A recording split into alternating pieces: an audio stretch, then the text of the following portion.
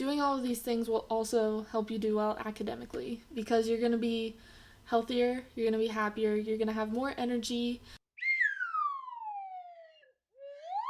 Hi guys, it's Kristen. Welcome to my garage. I have talked about college in the past, but it was mostly about a year ago after I finished my first year of college. And now that I am halfway through the whole gig, I feel like I know a lot more, and I want to give some advice that I wish I could be giving to first year Kristen because she needed help. So this is just going to be the first of many college related videos coming out this summer. So if you're into that, definitely subscribe to see all of the rest. Today we are going to be talking about success. Now, it's possible that you clicked on this video because you thought success was going to be all about how to get good grades and have that rockin' GPA. But instead, I'm going to argue that the real value in spending those 4 years on a college campus is not really all about the academics. Of course, you want to graduate, you want to have a decent GPA so that employers aren't like horrified. But the main goal is just to get the degree. And there are a lot of other things you can be doing while you're at college to help you grow in other ways on top of actually getting your degree. So by putting your focus in some of these other areas, you'll just be improving yourself as a person, which will then indirectly also improve your ability to do well academically. So let's get in to the 5 things you can do to make your college years truly successful.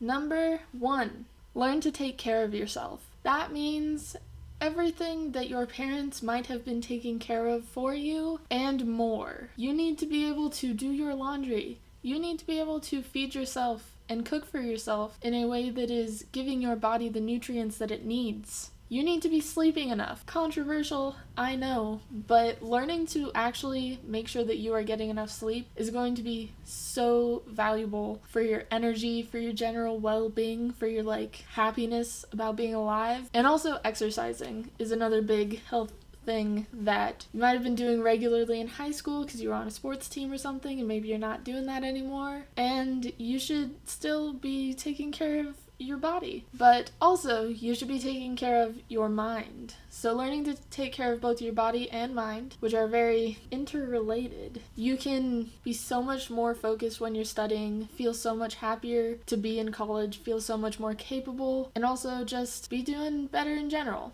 And that's not to shame you if you can't do some of these things. I still can't do all of these things, but it's really important to try and work on improving in all of these areas because better health will just make you feel better on the regs. And so it's important to think about all those ways to take care of your body, but also ways to take care of your mind, which doing laundry and cleaning your space can be part of mental health because it makes you feel like you're not cluttered. Externally can help you be less cluttered up in here as well. And then also doing stuff like self-care days, which I'll probably do a whole other video about, but just doing good stuff for yourself. It's important.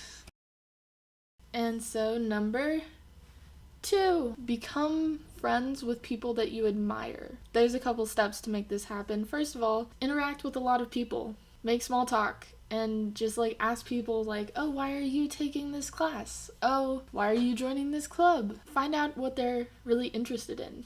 And people like talking about what they're interested in, so no one's gonna be oh, fuck off. And if they do, it's because they're having a bad day. And you should just not take it personally. Just start putting yourself out there. And then step 2 to becoming friends with people that you admire is when you're at a point in a conversation where you have the thought wow, this person is super cool. You should practice not becoming jealous or not taking that as a hit to your own self-esteem, but try to be happy for them, try to be proud of them, and try to be curious about how they did it, and what it is that they're doing, so that you can continue having that conversation with them in a way that makes them feel good and makes them want to continue talking to you, which eventually makes them your friend. And then once you sort of build friendships this way, you'll get into a place where you're encouraging each other to be better, where everyone's like positivity and success is just inspiring each other's. For example, like these are good people to study around because you're gonna feel like you want to be motivated like they are, and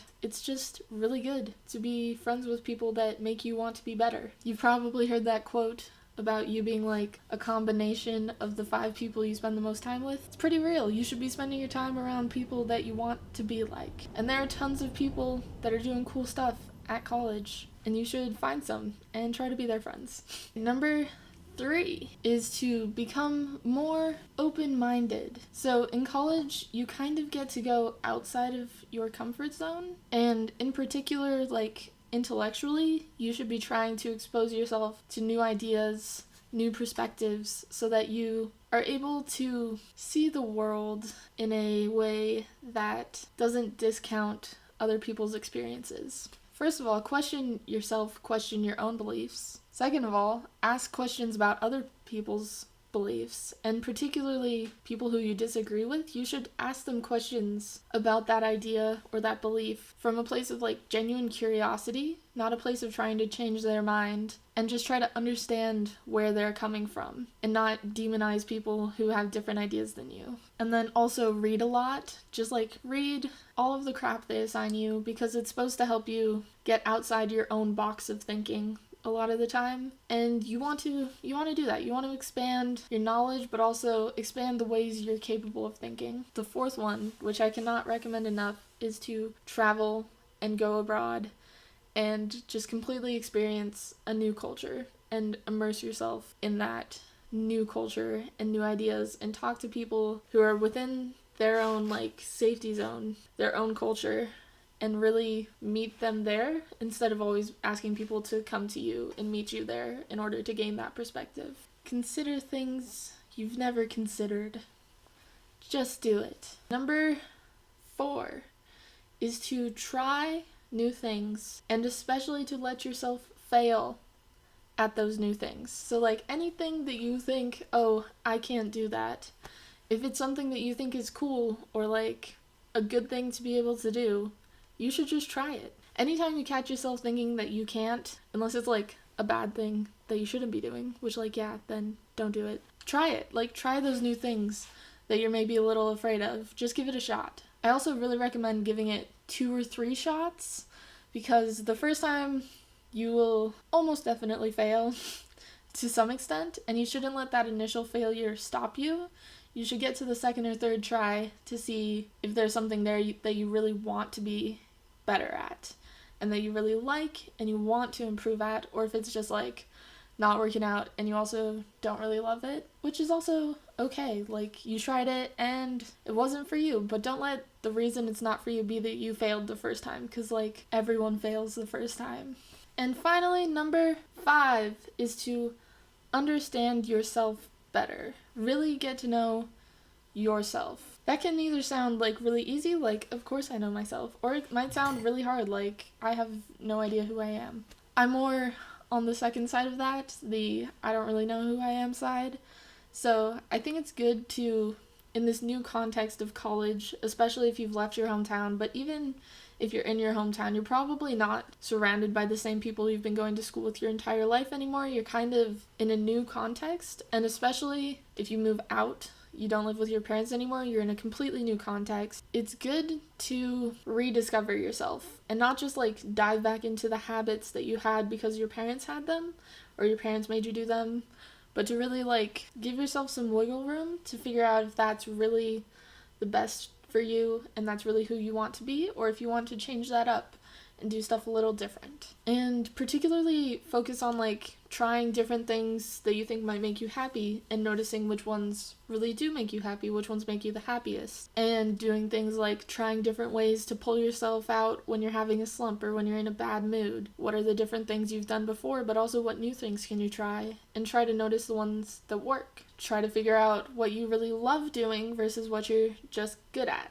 Like if you've been high achieving in the past and you're like really good at something, for example, I was always good at math, but I realized in my like second or third math class that I didn't really like love it that much. Like once I had a bad professor, once I was struggling a bit, I realized I didn't care about it enough to push through that. That's okay. That's an example of like failing at something and realizing it's not for you. Try to understand your strengths and weaknesses, and then when you recognize a weakness or something you don't love about yourself, try to improve it and try to start understanding how you are changing as a person and how you can influence the changes that you are going through. And at this point, you can probably see that all of these 5 things are very interconnected. Understanding yourself better is going to happen if you're trying new things. It's going to happen if you're trying to take care of yourself, because you're going to understand which ways of taking care of yourself work the best.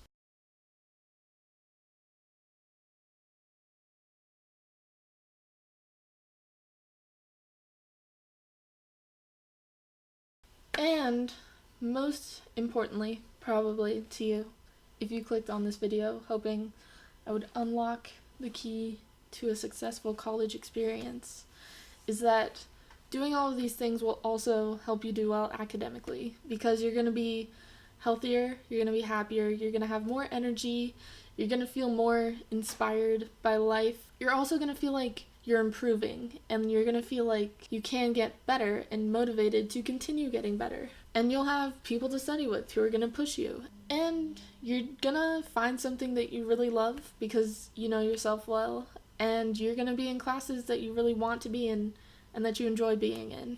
And so, with all of this, you'll be able to work better, and even though you're spending time on these other things, you're still going to be able to do well in your courses. And that is the really abstract secret to success, which is not at all easy to implement, but is a journey we must go on in order to become a better person. And I really think the most important thing is that you'll find value in yourself and in your life that is not entirely reliant on your grades and your academics. So even if you do struggle with one class, even if you get that C or whatever, it's not going to be the end of the world, because it's not the thing that's most important to you. It's not the only thing defining you, because you're going to be able to work on yourself in these other ways that you can see as just as important, which for high achieving students in particular, I think is very important to learn in college. If you enjoyed that,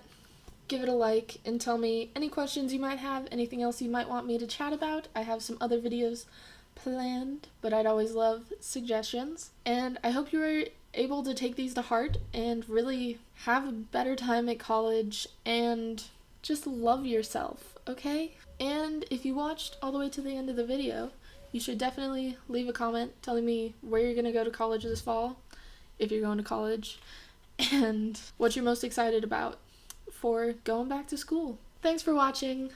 Bye!